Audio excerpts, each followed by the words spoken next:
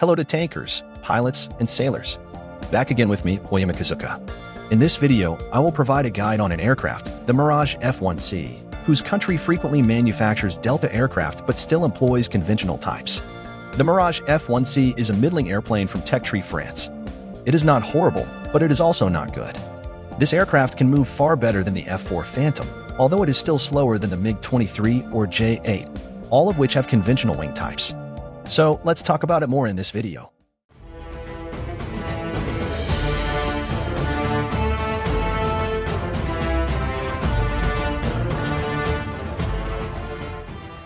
The Mirage F1 was designed by Dassault Aviation as a fighter and attacker aircraft for France.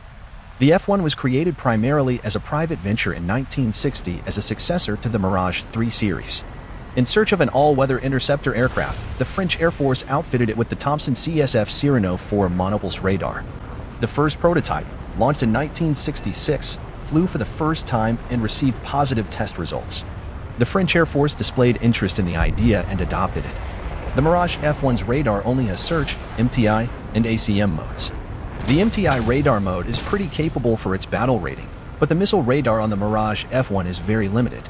Also, the Mirage F1C has a battle rating of 11.3, which I believe is quite frustrating when dealing with top-tier fighters. The Mirage F1 is powered by a SNECMA Atar 9K50 turbojet engine with a thrust output of 7 tons. It is armed with an arsenal of French and American arsenals and has been supplied to several countries. The aircraft, like the Delta-wing Mirage III and Mirage V, had sweeping wings mounted high on the fuselage and conventional tail surfaces. Despite having a smaller wingspan than the Mirage III, the Mirage F1 outperformed it by carrying more fuel, taking off faster, and being more maneuverable. The Mirage F1C's flight performance was the average, capable of high-G maneuvers at high speeds but unsuitable for high angle of attack maneuvers. However, the configuration of the wings allows it to maintain its speed energy. The F1's arsenals isn't very noteworthy, but it can carry the IR missile Matra Magic II, which is hard to fool by flares thanks to its IRCCM technology. Although the Mirage F1 can carry a total of 5 missiles, 3 of them, the R530, R530E, and Super 530F, are entirely useless in the top tier.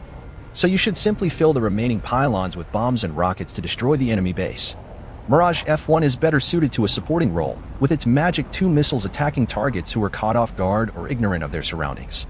Unfortunately, the Mirage F1 lacks guided bombs and anti-ground missiles, instead relying on conventional bombs and rockets. However, there is support for multiple sensors to properly aim.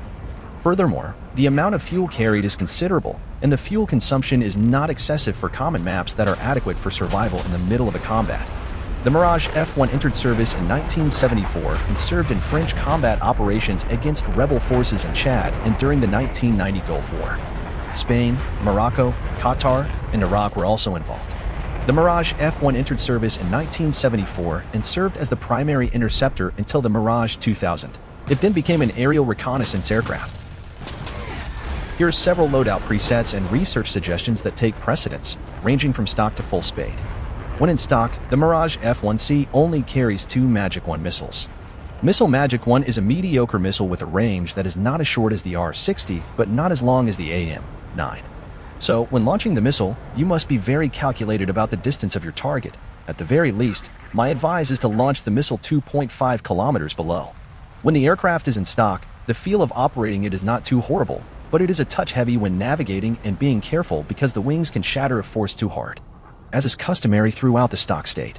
Play at low altitude, then hit and run since the missile F1 receives is not all-encompassing. Furthermore, the weapon used is the Defa gun, whose accuracy is random if not thoroughly researched. But don't worry, the countermeasure in Mirage F1 is extremely close to 252 countermeasures. So don't be hesitant to utilize countermeasures because you're worried about running out of time. This aircraft can carry 5 different types of missiles: Magic 1, Magic 2, R530, R530E, and Super 530F. However, only one is really valuable, namely Magic 2, while the other 3 missiles are useless or should be avoided: 530, or 530E, and or 530F, and the other is Magic 1, which is mediocre. So you only need to carry Magic missiles. Don't bring the R530 missile in F1 because it performs poorly. Why is the R530 underperforming? R530 is a radar missile with a very small range, but it is highly heavy, especially the G maneuver, and the speed to the target is arguably slow. Meanwhile, the IR-530E is the IR-530 but only the IR variant of the missile, carrying the IR-530's poor characteristics. Then there's the Super 530F. The Super 530F is a good missile, as I noted in the Mirage 2005 F article. Despite its low range and decent missile speed, it is too easily tricked by chaff due to its seeker's signal type being pulse rather than CW. The deployment of our 530 family missiles in Mirage F1C is not advised in my opinion. So, even if you only bring 2 missiles, it is sufficient to employ the magical family. However, if feasible, you should also carry bombs or rockets to maximize your research points and Silver Lion income. When in the first column, the option to research the module in the first column is a bit confusing since you want to research bombs, but only 250 kilograms, which contains only 123 kilograms TNT, is unable for destroying one enemy base. Want to start with missile research, however the missiles aren't very good. So my recommendation is to start with the aircraft module and then move on to the missile in the first column. Why not try bombing first? Because there are no missile possibilities in the second column, just research the missile in the first column. Also, the only bomb that may be utilized to destroy the enemy base is found in the third column, namely the 1,000 pounds bomb. So it's best to skip bomb research and focus on modules and missiles in the first column, so you can use F1 comfortably and obtain Magic II faster. But it's up to you whether you want to research bombs or use the IR-530 missile, since the key thing is that you do something. So the first column could look like this. You can start by researching the rocket pod in the second column. Although the rocket pod in the second column can only carry 72 rockets, it's useful for striking enemy bases in order to get research points for the rocket pod in the third column. Then you can research the airframe to make the aircraft's airframe stronger.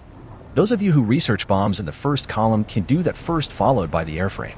Although the bombs or rocket pods gathered in the second column are unable to destroy a single enemy base. So the second column may look like this. For those who initially research rockets, the rocket pods can be researched in the third column. When you've finished researching, you can use the pod rocket to destroy the enemy base. Research G-Suit, then Missile 530F, so that you are able to research Magic II in the fourth column.